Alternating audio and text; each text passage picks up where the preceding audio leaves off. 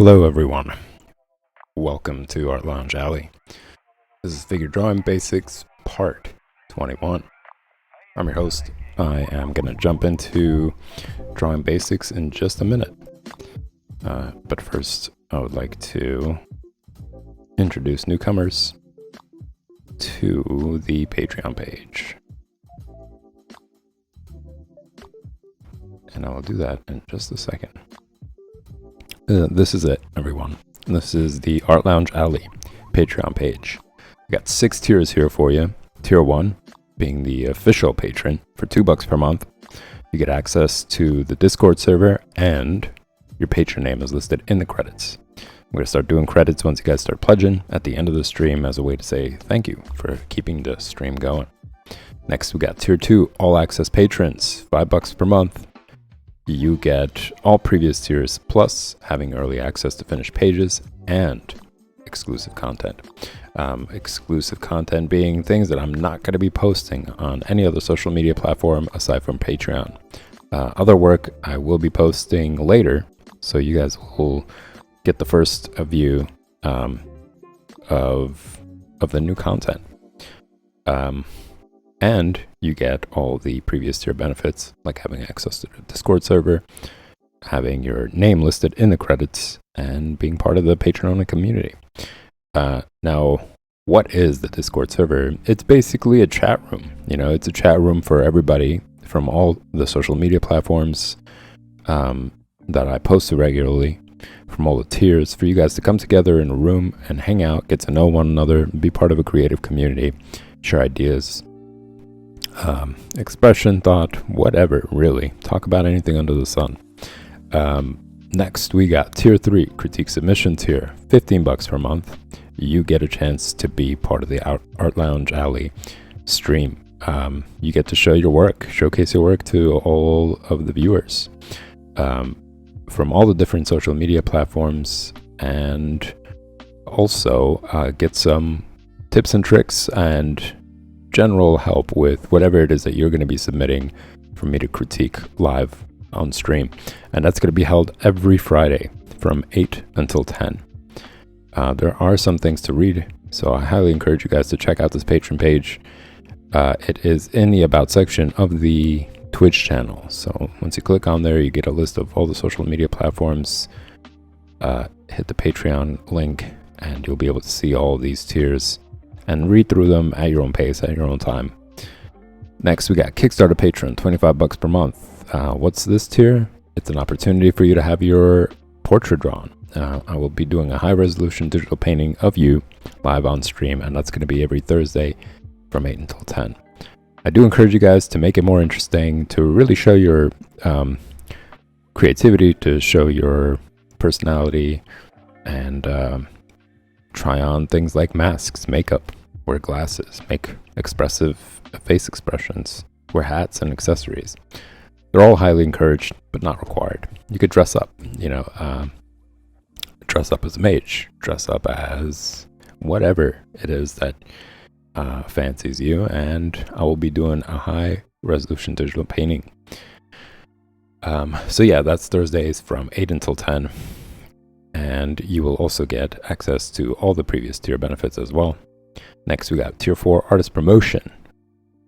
This is really for intermediate or advanced artists who want to expose their work, who want to be part of a creative community, and also get airtime on the Art Lounge Alley. There's some requirements there. There's some things to read. There's some tips. There's some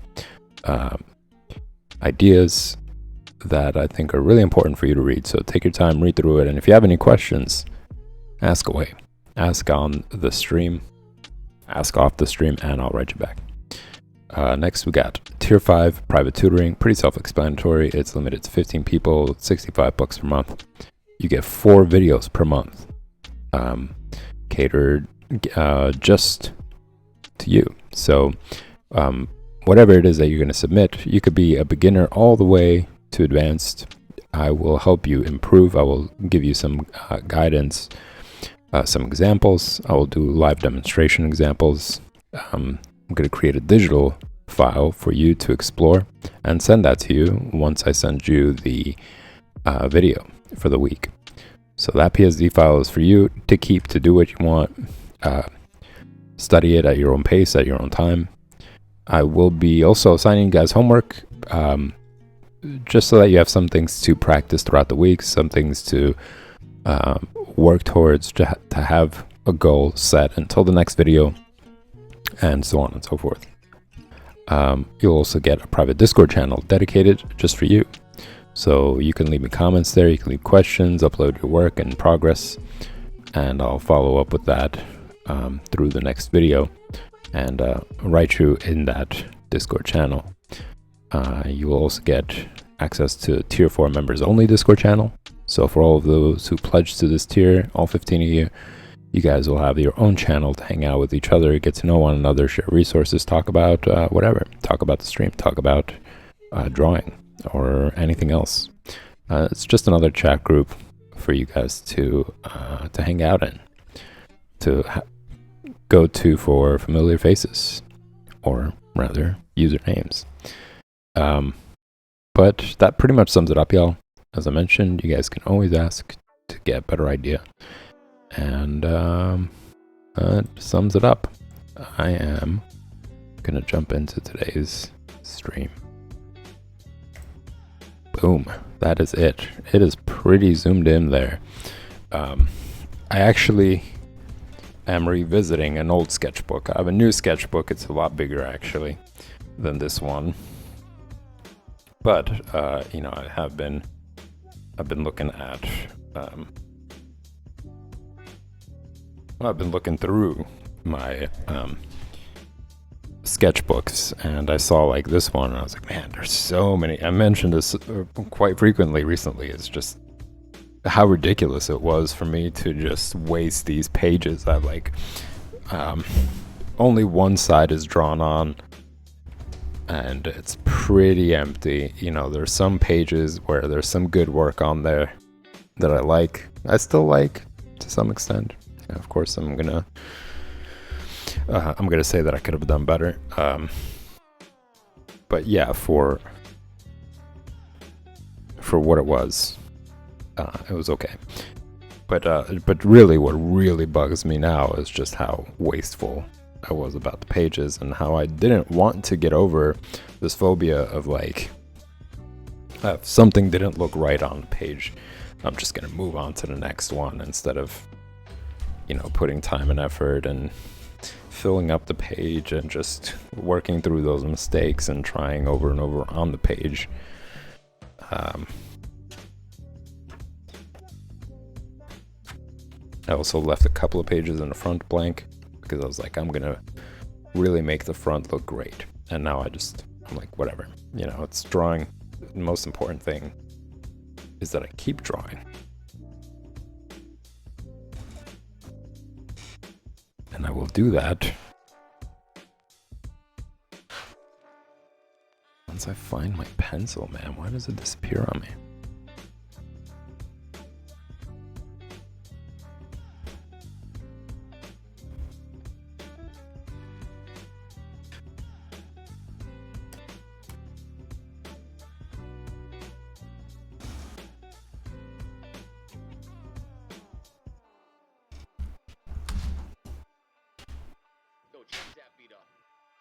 Here we go.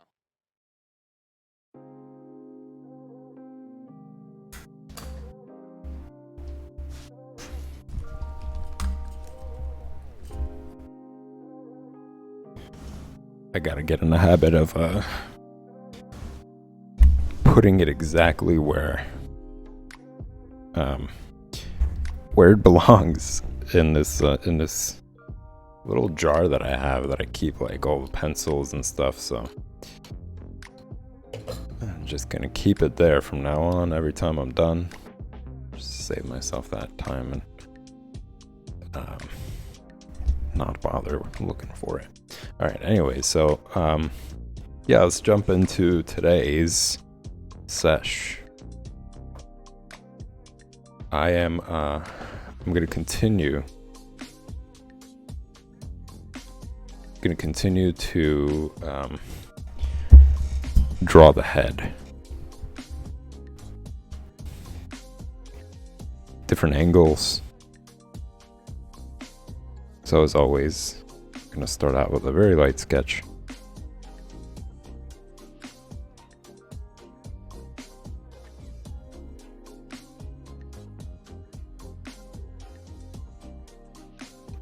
To set parameters, to make sure that as I draw, I understand the limits and I don't draw something way too big. Like once I draw the head, once I draw the chin, then I know, okay, well, the mouth could only be so big, it can't be way too big. And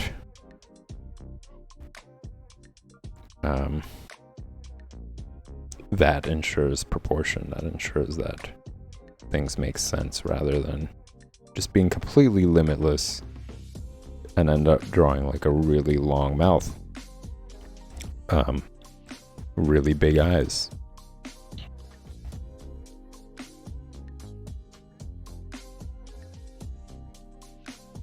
This is a tricky angle too. This is an angle from the top down.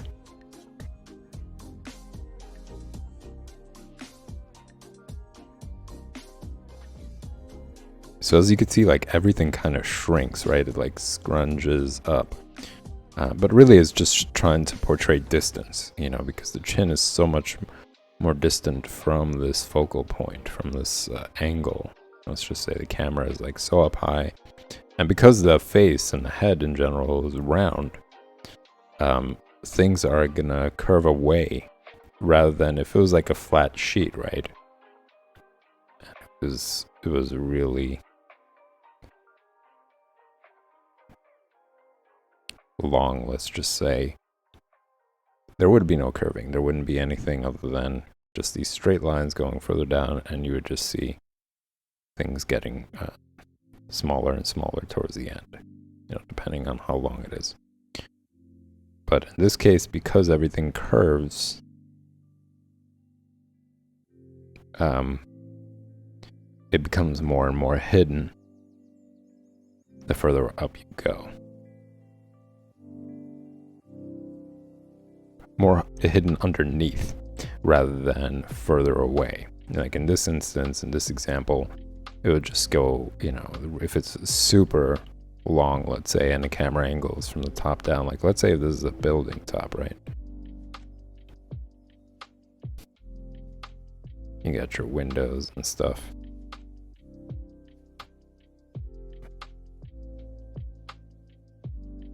Same idea. So you would really see, you would see all the windows going all the way down until the point where just our visual ability just diminishes at this point.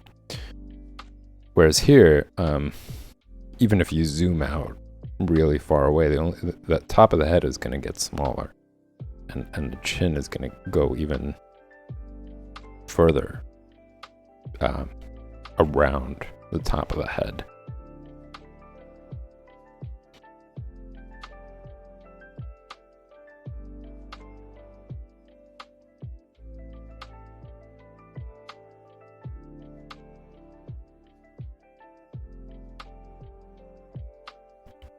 The eyes are hidden underneath the eyebrow. You know, they are sunk in slightly.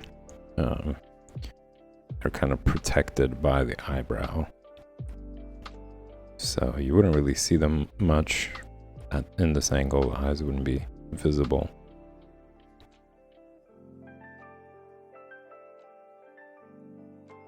It's just not a very common angle to draw. You know, like you look at a lot of the drawings now, and it's very much, I don't know, I'm gonna say it, I think a lot of them are just like magazine covers, you know, like if you were to look at like some fitness magazine, like their poses are pretty much that. They're like, you know, like muscle magazines or whatever.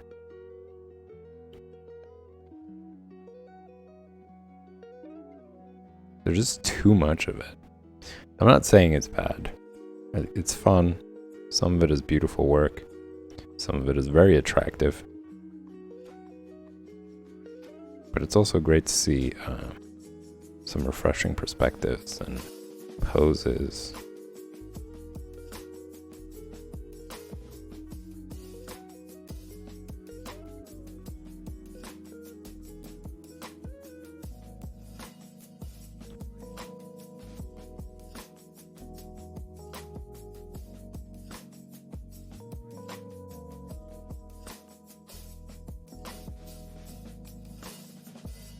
my goal isn't to like harp on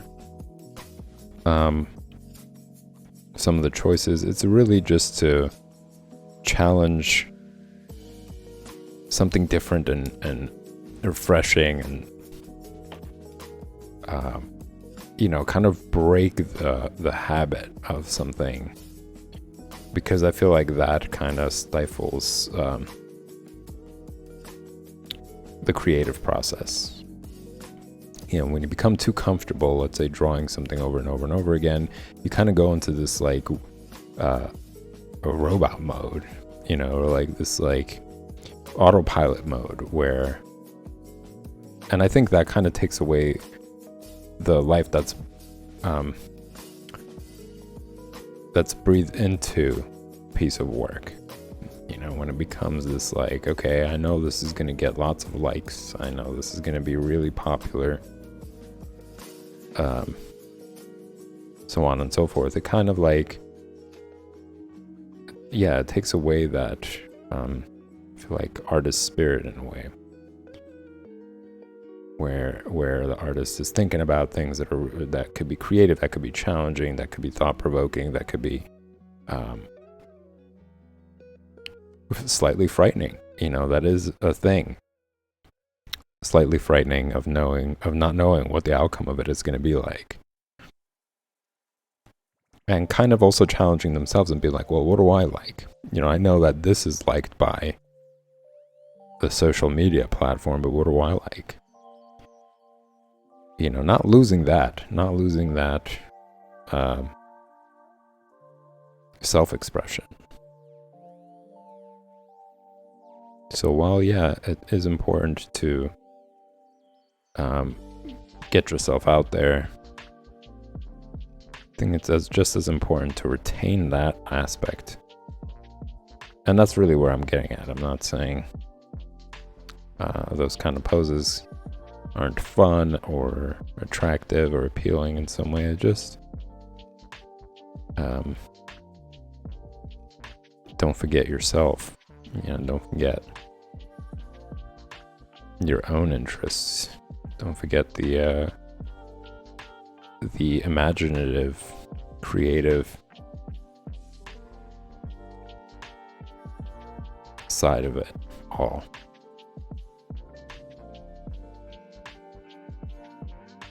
The expression of the individual, not the expression of what is popular.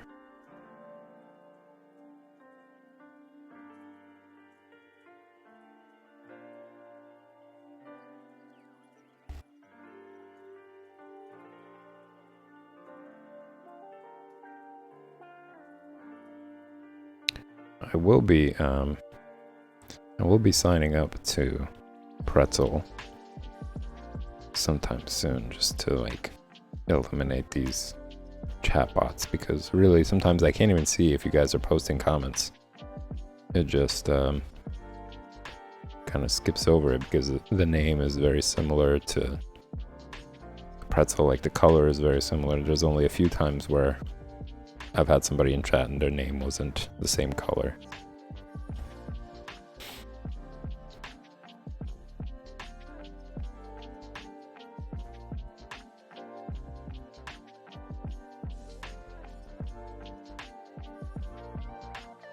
It kind of prevents me from like looking up and being like, is there a chat? I'm just like, oh, it's Pretzel.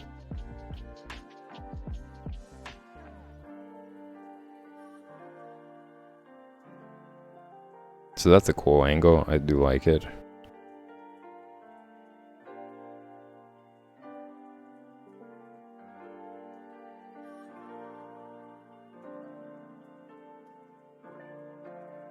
Also to note, that line right here, it shows where, well, it's the same line that you would see if you were to draw the face, right? If you were to draw a straight face, or a straight view of the face. Right, so you got that, you got the eyes here.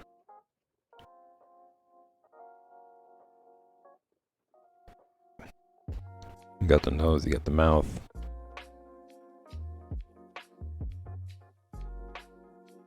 Just gonna do a quick demo of what I'm talking about. What this line right here means. It's just another guide to show you that despite it being in different angle, despite it being like in perspective, foreshortened, it's still the same concept. Like, you still want to make sure that that line for the eyes being the guide for where the ears end is still here. So as you can see, you could follow that line from the eyes, and that's where it kind of meets the tip of the ears, the same way as it would be on a front view. Now here's another thing that I've noticed a lot of people make the mistake of. Like, they'll do lots of detail, they'll end up coloring the entire thing, but what they're not paying attention to is this very important part about drawing the face, and that's making sure that the chin lines, you see, like the jaw lines rather, not the chin, the jaw lines are on the same line as well, because sometimes you'll have it and they'll draw it and it's kind of like angled here.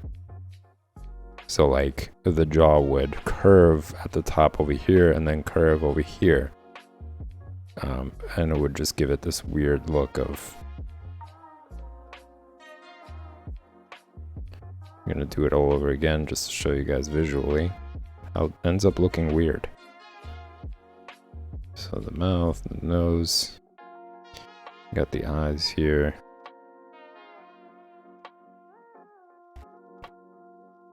Quickly draw the eyebrows.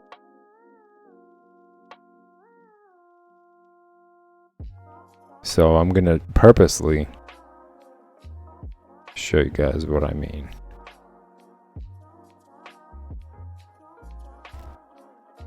My eyes is probably so used to like focusing on that.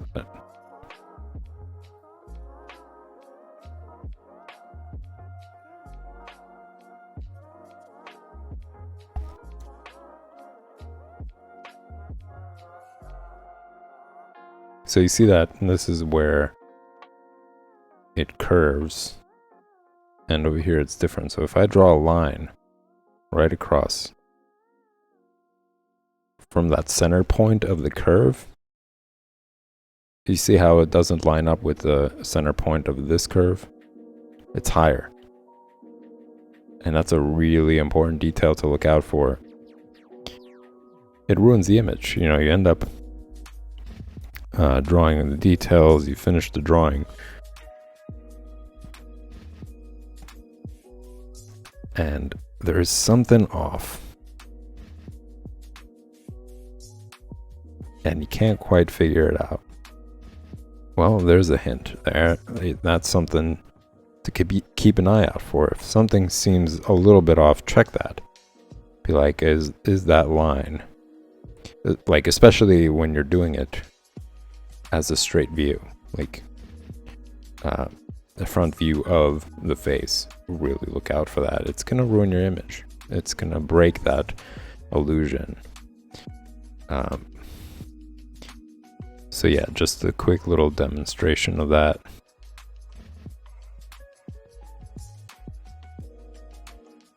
There are many little things to look out for that transform your drawing. Something I mentioned before, which is paying attention to the gap between the eye and the nostril. It shouldn't be too long. That's another thing that makes your drawing look wonky. Same thing with the eyes. You know, that's the importance of having this line right here. The guideline is to make sure and compare and see, okay, are they pretty straight on the face, or is one higher than the other?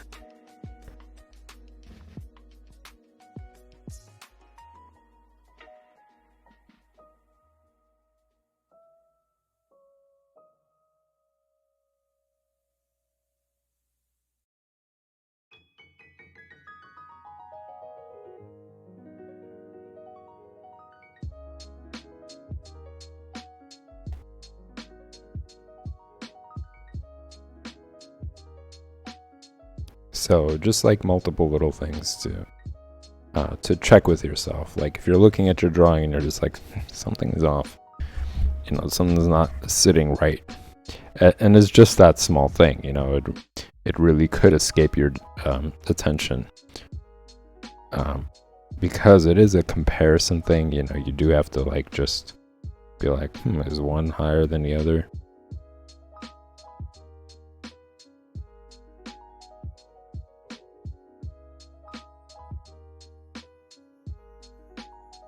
Same thing with the eyes. It could be very slight. One eye is higher than the other, is lower. The other one is lower. Just little things like that collected together. Not having that checked, not having the eyes checked, not having the gap between the nose and the eye, underneath the eye, checked. All those things in one drawing just make it look off and make the drawing look warped.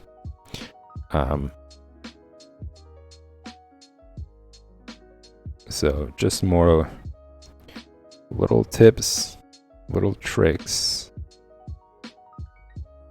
on how you could improve it. What do you need to look out for?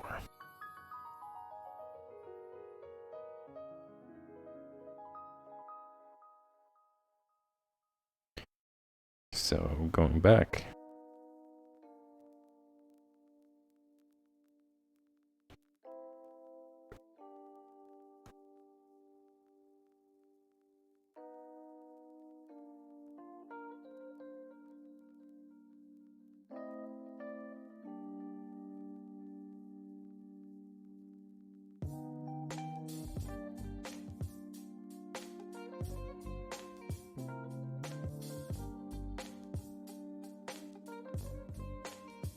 And do another one, another angle.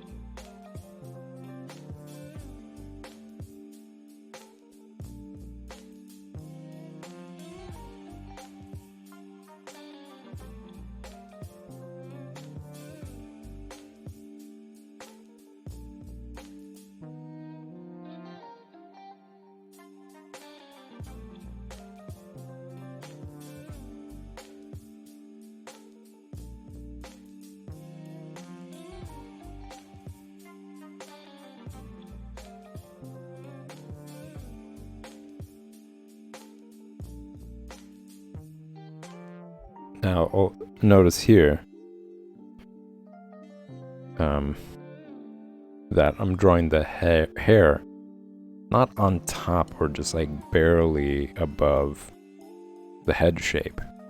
It's pretty well above it. I mean, even if you look at yourself, you look in the mirror and you look at your hair, it's not flat on your scalp, right? Unless you have like a really short buzz cut, and even then, it's still slightly raised. So just look out for that when you are drawing hair, that it doesn't sit on the line of the head or it's underneath the line of the head.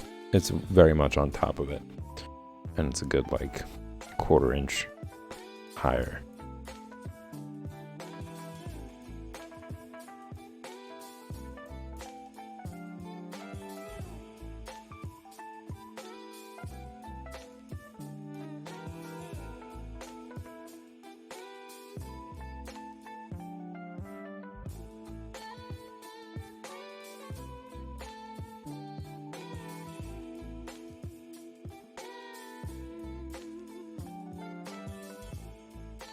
This is also a big reason why it's so beneficial if you're first starting out to draw to study the basic shape of both the cylinder and the circle. Because when you study the circle, you really like you have it on the table. Like I'm sure you could like buy like a wooden circle or round ball of some sort, and just study that in the light.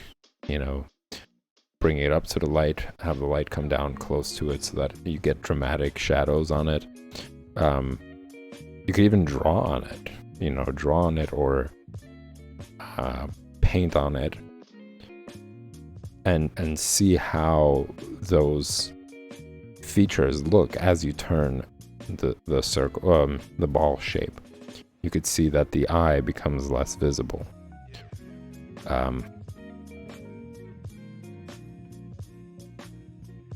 Also, taking some time and sculpting out a head can help as well in your drawing process, because you start to understand things three-dimensionally. When you are drawing, let's say, the eye in this perspective, in the profile perspective, you understand that you're not going to see the whole eye, and that it has this specific shape and these specific lines to demonstrate curvature, to show that the eye is actually turning more inwards towards the nose, the bridge of the nose. And because of its shape, it's going to curve even more. You're not going to see more of the eye. And the more the head moves inwards, or around rather, the less detail you're going to be able to see.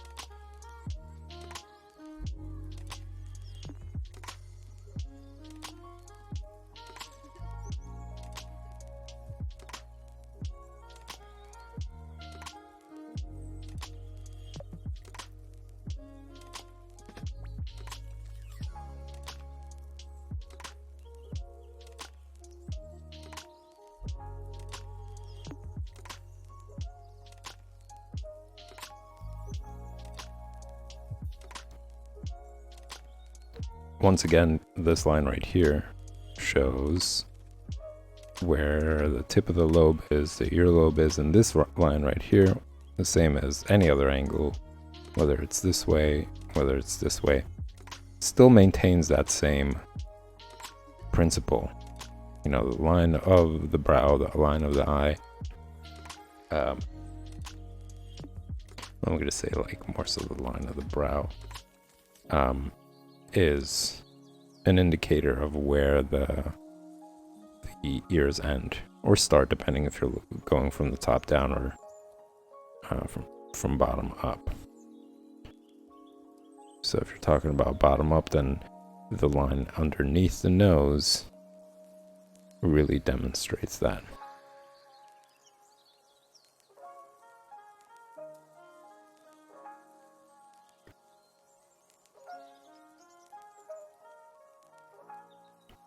And notice when you are seeing underneath of facial features, that means that the angle is from the bottom. It's like shining down from the bottom. So the camera is looking at the figure from the bottom. And that, because of that, the lines aren't straight. They're not just This isn't just a profile, it's like a 3/4 underneath view.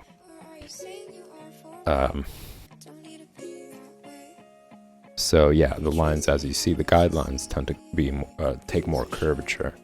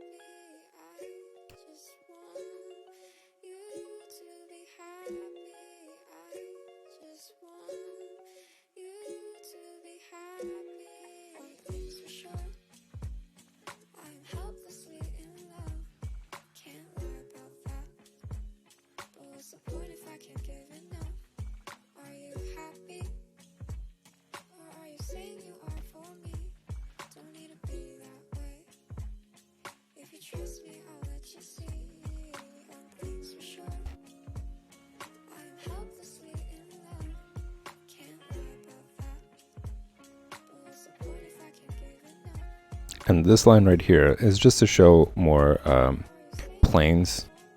You know, this plane right here.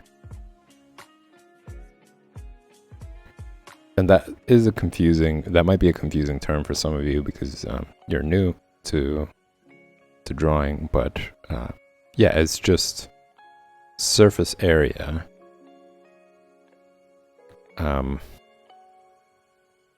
That has some, how do I describe it?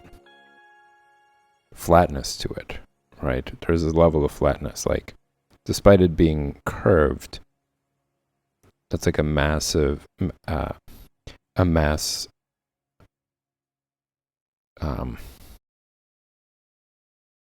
shape right there underneath. So it's like, I don't know, how else do I describe it?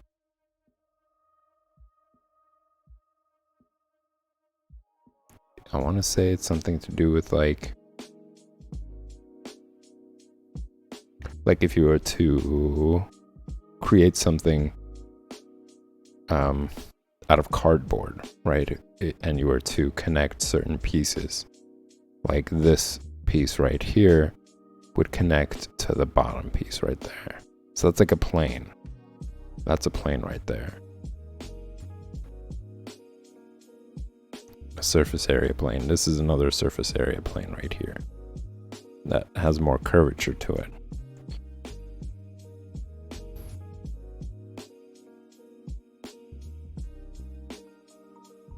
And it's just there to, again, help visually illustrate 3-dimension.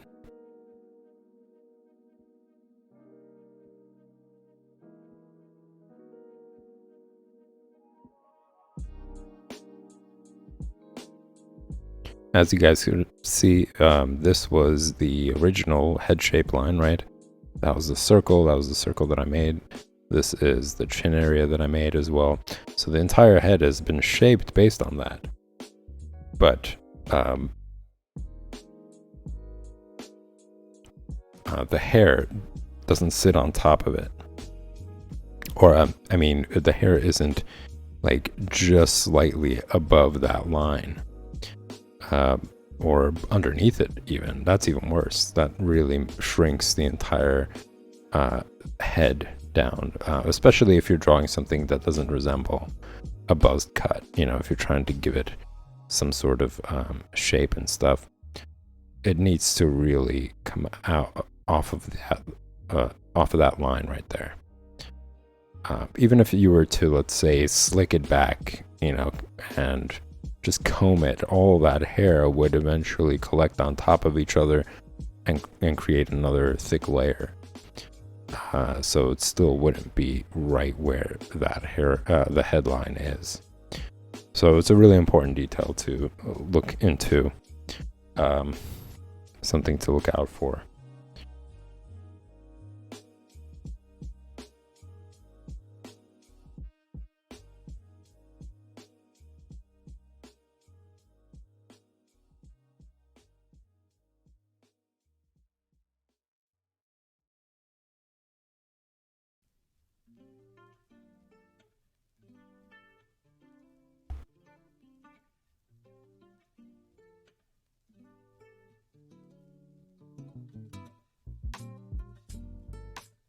And if you guys do have time, buy yourself some clay. Buy yourself like a ball of clay and just play around with it when you're sitting on your couch, or whatever it is that you're doing where you have like idle time, and you could just play around with it. Try to understand or mold that shape into a head shape. So you have something there, so you could study and you could look at it and you could be like, this is why there has to be a distance between, let's say, the eye, the tip of the corner of the eye, and the ear, or the sideburns, let's just say, and understand that distance better as you turn the head and see it in perspective, like as you turn it further away from your eye, and see how that shapes itself.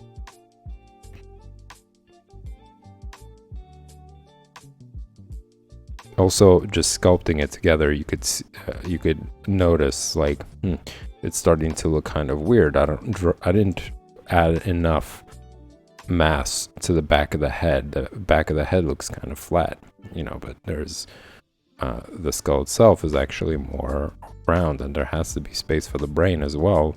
So it can't be cut off too much. It can't be too flat on the back. And just shaping it three-dimensionally like that really helps you like mentally walk yourself through or guide yourself as you're drawing as well. You're like, well, I do remember that the head actually has to have enough space in the back for the brain. So I have to make sure that it's wide, that it's not squished together. Like, I can't tell you how many times I've seen people draw the head, and when it comes down to it, like especially in profile view, let's just say,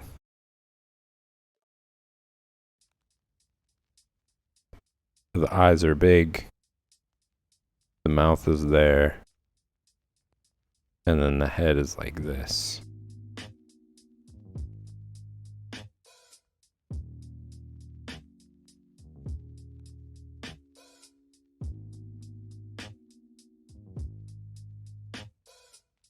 Or the ear is like really close to the eye. Like, this is such a common mistake. What you're supposed to do is you're supposed to add that extra chamber for the brain.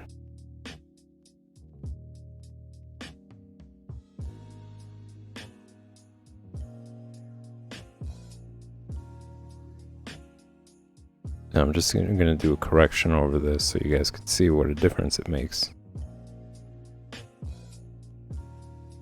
The ear isn't going to touch the back of the head.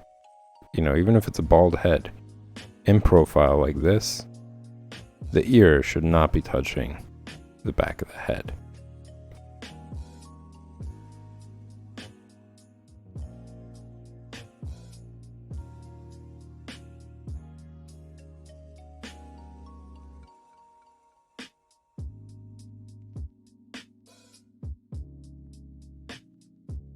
And also notice how the bottom of the eye is slanted,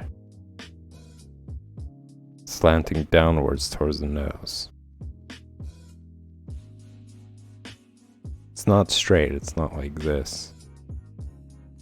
You know, if you were to draw this eye, that's the iris, that's the lid, that's the brow. It's not just straight, it really is curved. Well, rather angled downwards. And as you guys could see in this demonstration here as well, it's angled downwards.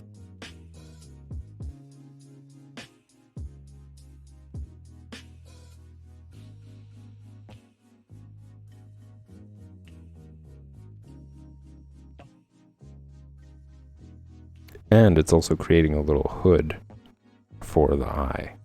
Like if you're drawing the eye in that angle, the eye itself doesn't line up with the line of the lid.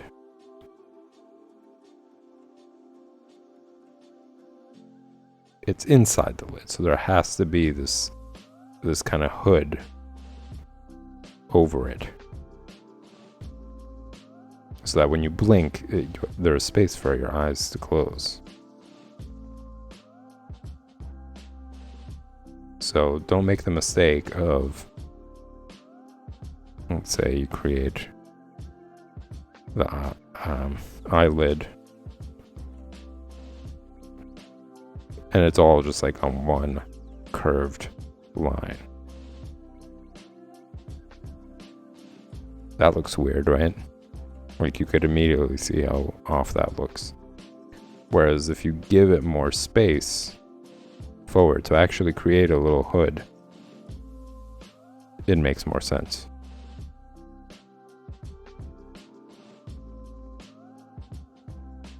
Remember, drawing is visual illusion, right? This isn't an actual eye. These are just lines that make us think it is. So when you avoid these little things, these little details, you break that illusion. You break that spell that we kind of go under when we look at these images. You know, if you're reading comic books and you're seeing all these scenes, it's not an actual person. It's, of course, this is like a depiction of one, but we just kind of fall under the spell and just go along with it. So you don't want to break it by just avoiding these little things that make a huge difference. But once again, you know, guys, I'm just showing you these little things so you guys can think about it as you're drawing. But the only thing that will really improve is improve your drawing is drawing. So even if you remember this, having to have your hand-eye coordination sync and create these lines is another game. It's another thing that you have to train. So while I do enjoy giving guys these tips and things to look out for, it's still up to you to be able to sit down and exercise them and remember them and think about them as you're drawing. You know, check with yourself to make sure like the jawline is in line if it's a front view.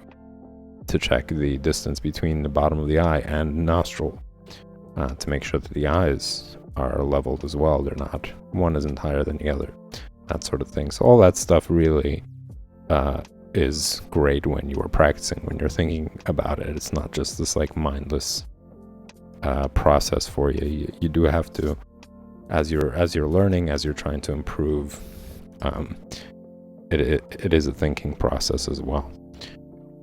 All right, y'all, this is actually coming real close. I do have to take a 5-minute break. I do want to prepare myself for the next stream, which is going to be coloring comics, and it's going to be a special stream because I got my India inks in, and I want to do a little demonstration for you guys to show the difference really, or what I think the difference is between watercolor.